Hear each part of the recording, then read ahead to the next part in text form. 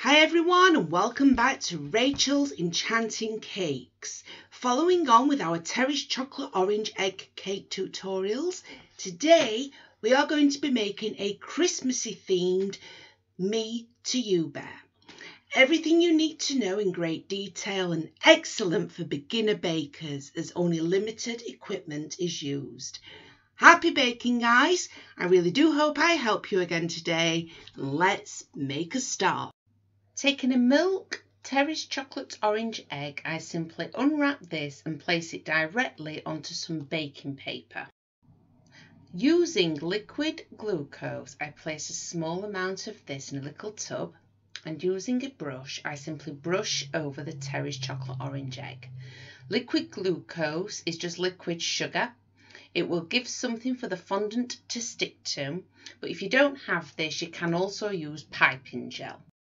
Using exactly 150 grams of fondant, I then roll this out. I choose to roll mine in between spaces. Do not worry if you don't have these, just try to keep it in a circular shape. Taking the fondant, simply place this over the egg.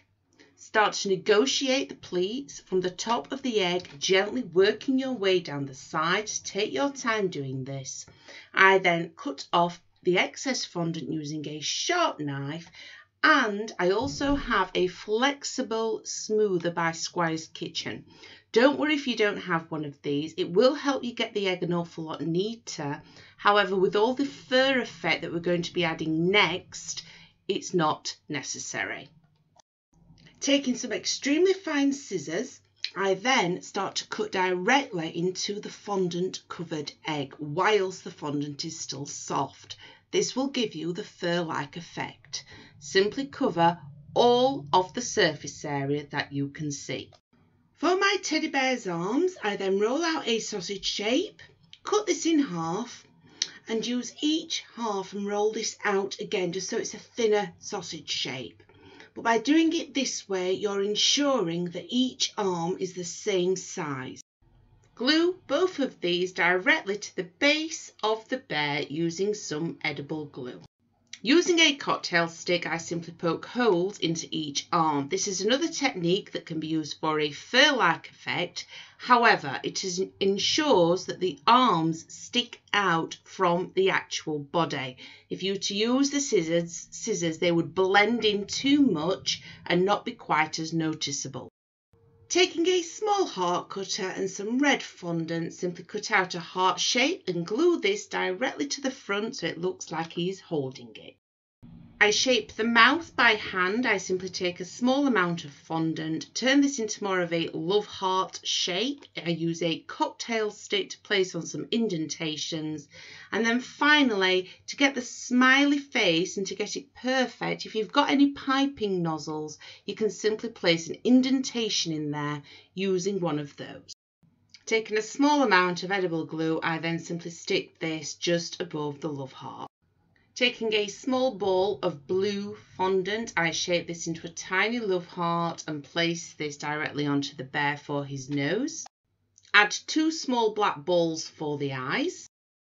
Roll out some very, very thin sausage shapes for the stitching effect and simply stick this directly to the teddy bear's head.